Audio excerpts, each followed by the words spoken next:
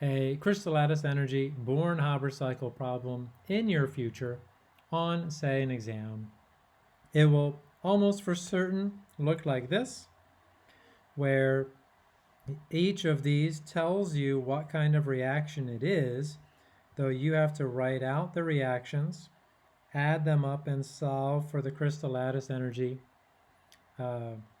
as the one thing, just like we did before. This is a companion problem. Now let's hit the last 2 pages, which talk about trends in crystal lattice energy. And these are important because these will end up being trends in intermolecular forces as well.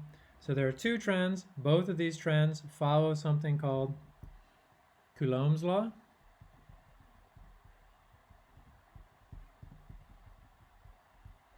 And Coulomb's law says that the energy, one version of it anyway, is of 2 charges is equal to 1 over 4 pi epsilon naught times Q1, times Q2 over R, and so Q1 and Q2 are charges, and R is the distance of separation between them.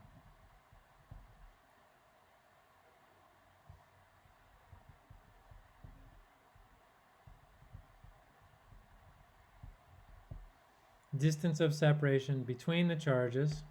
Come on, zoom in there. There we go. So the energy between 2 charges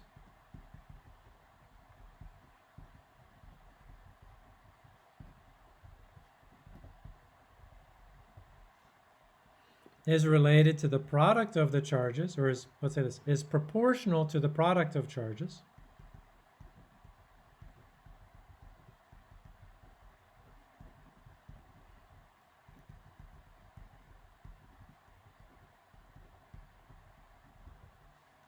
Product meaning multiplying, and these 2 are multiplied in the numerator, and inversely proportional to the distance of separation.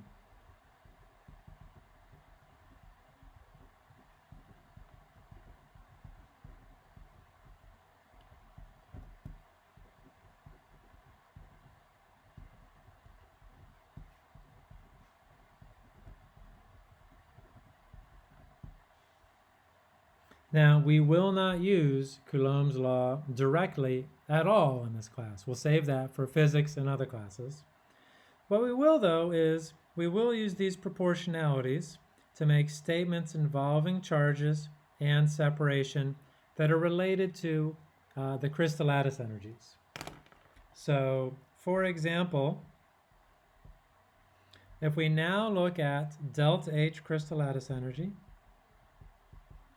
for a homologous series of charged, or let's say this, for a, I don't know if it's a homologous series, but for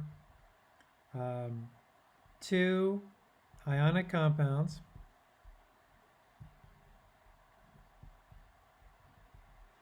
with ions of similar size,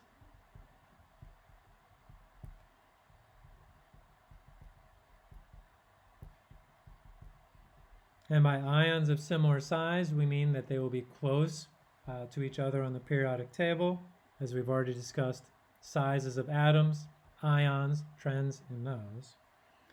So if we now look at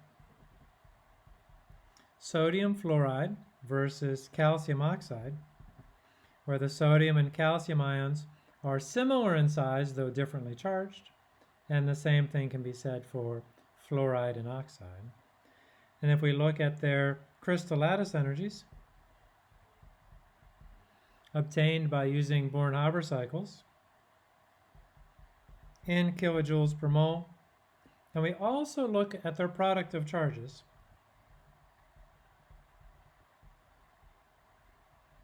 well, let's look at their product of charges first. For sodium, it's a +1. For fluoride, it's a -1. plus 1 times minus 1 is minus 1.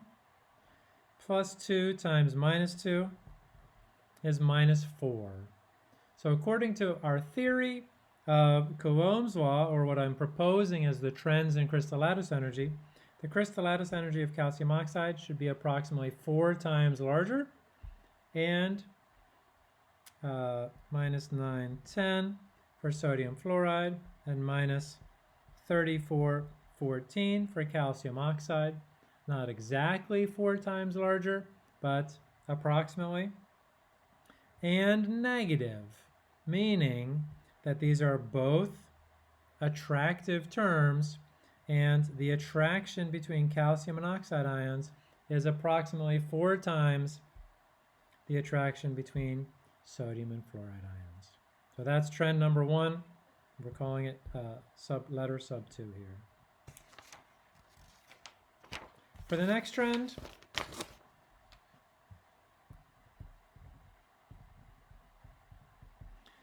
delta H crystal lattice energy. Now we have a homologous series. That means just a related series in a row. A homologous series of plus 1, minus 1 ions, or plus 1, minus 1 ionic compounds.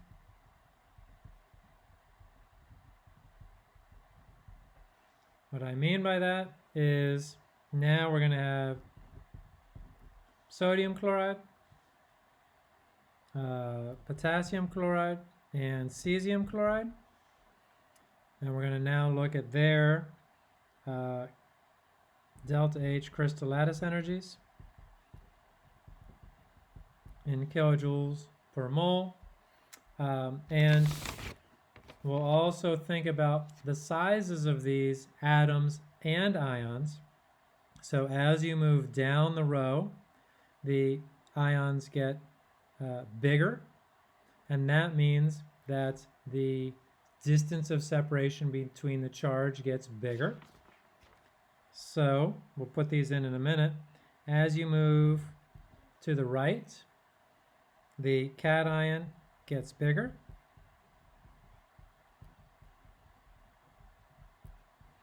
Which means that the distance of separation of charges between the positive and the negative gets bigger.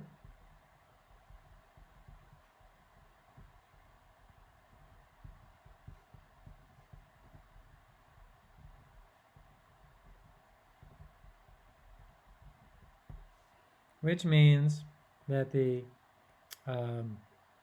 crystal lattice energy, delta HCLE, gets smaller. That's what we're proposing. And if we look at these numbers now, we have minus 787 for sodium chloride, minus 701 for potassium chloride, and minus 657 for cesium chloride. So that trend, though not perfect, so it's not a linear trend. I don't know, I'd have to see the sizes to be sure, but it doesn't seem like a linear trend. All we're going for is that the crystal lattice energy decreases as, so I guess it's not directly proportional. I don't know, I'd have to think about that. I have to look at sizes, excuse me. But the crystal lattice energy does get smaller as the ions get bigger.